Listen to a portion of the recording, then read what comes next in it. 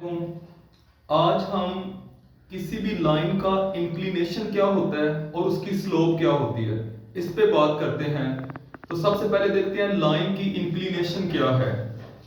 अगर हमारे पास कोई एक लाइन है, फॉर एग्जांपल ये एक लाइन है जिसको हम डिनोट करते हैं एल के साथ। अब इस लाइन का इंक्लिनेशन क्या है? ये लाइन एक्स एक्सिस के साथ जितना पॉजिटिव एंगल मतलब एंटी क्लॉकवाइज एंगल बनाएगी, तो ये देखें ये एक्स एक्सिस है, तो इसके साथ ये लाइन जितना एंगल बना रही है ये इस लाइन का इंक्लिनेशन है। ठीक है। अब अगर हम ये बात करें कि जो वाई एक्सिस है, वाई एक्सिस, तो उसका इंक्लिनेशन क्या है? इंक्लिनेशन ऑफ वाई एक्सिस क्या होगा? वाई एक्सिस कितना एंगल बनाता है एक्स एक्सिस के साथ एंटी क्लॉकवाइज? तो वो होता है 90 डिग्री। तो वाई एक्सिस का जो इंक्लिनेशन है ये हमारे पास है 90 डिग्री। एक्स एक्सिस का अपना इंक्लिनेशन क्या है?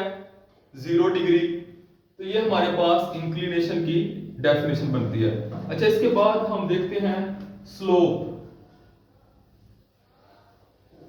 स्लोप क्या है? स्लोप की बहुत सारी डेफिनेशन है। किसी भी लाइन की स्टीपनेस फाइंड करना ये भी स्लोप कहलाता है।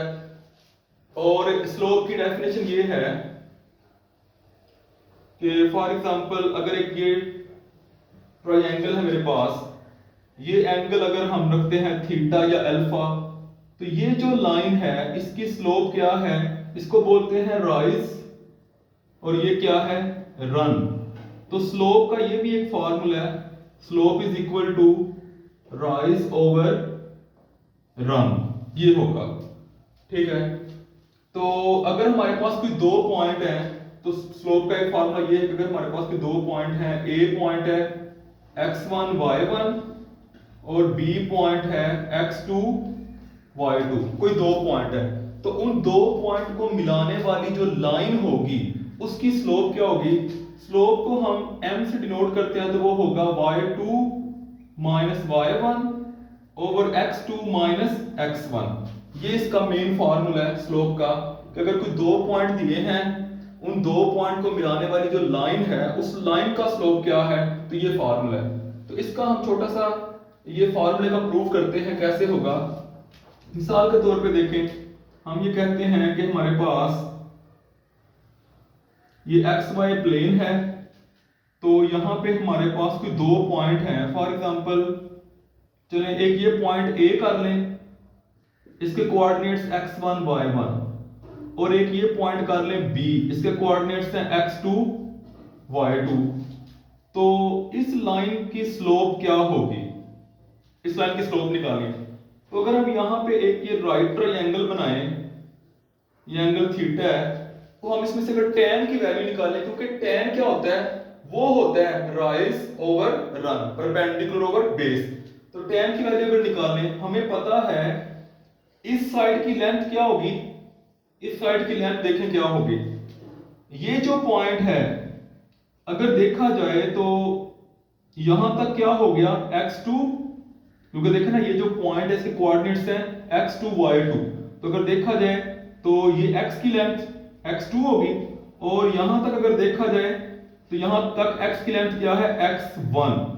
तो ये कितनी बचेगी? ये बाकी वाली लेंथ टोटल x2 है, उसमें से x1 निकाल दें। इसका मतलब है कि ये जो है बेस, इसकी लेंथ है x2 माइनस x1। इसी तरह इसकी लेंथ क्या होगी? तो देखिए यहां से लेके यहां तक टोटल y2 है, और नीचे तक ये कितनी है? y1।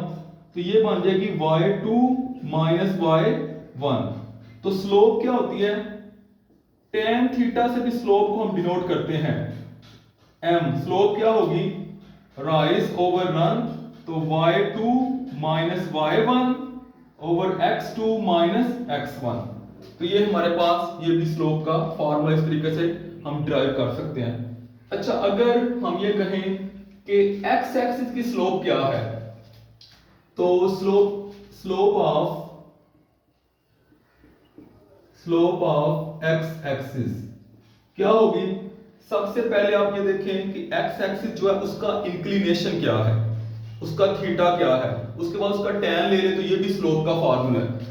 तो एक्स एक्सिस का जो इंक्लिनेशन है वो है 0, क्योंकि एक्स एक्सिस के साथ ही कितना एंगल बनेगा? 0 बनेगा। तो उसका इंक्लिनेशन 0 है। तो अगर आप इंक्लिनेशन का टैन ले लेंगे तो ये हमारे पास क्या बन जाएगी? स्लोप बन जाएगी। tan 0 पे क्या होता है? 0। तो जो x एक्सिस है उसका इंक्लिनेशन क्या, उसकी स्लोप क्या है? 0। और डेफिनेटली आप देखें x एक्सिस क्या है? ग्राउंड लेवल है। तो क्या उसके अंदर कोई स्लोप है? जैसे स्लोप वाले झूले होते हैं, हम यहां से इधर नीचे आते हैं इस तरह, ये स्लोप है। तो क्या ये इसमें कोई स्लोप है? ये तो ग्राउंड लेवल है, इसमें कोई स्लोप नहीं है। तो x एक्सिस स्लोप है 0। अच्छा, अब y एक्सिस की स्लोप क्या होगी? ये आप देखें, y एक्सिस की जो स्लोप है, आप एक इस चीज से अंदाजा लगाएं। जैसे ये x एक्सिस है, इसकी स्लोप 0 है। अगर आप इंक्लिनेशन बढ़ाएंगे तो डेफिनेटली स्लोप बढ़ेगी। अगर आप और इंक्लिनेशन बढ़ाएंगे स्लोप और बढ़ेगी। आमतौर पे पार्क के अंदर क्या होता है, छोटे जो बच्चे होते हैं उनके जो झूले होते हैं उनके लिए क्या होती है? कम स्लोप रखी जाती है। ठीक है, जैसे ये कम स्लोप है, जैसे जैसे आप इंक्लिनेशन बढ़ाते जाएंगे 45 60 आगे लेके जाते जाएंगे, ये स्लोप्स बढ़ती जा रही हैं।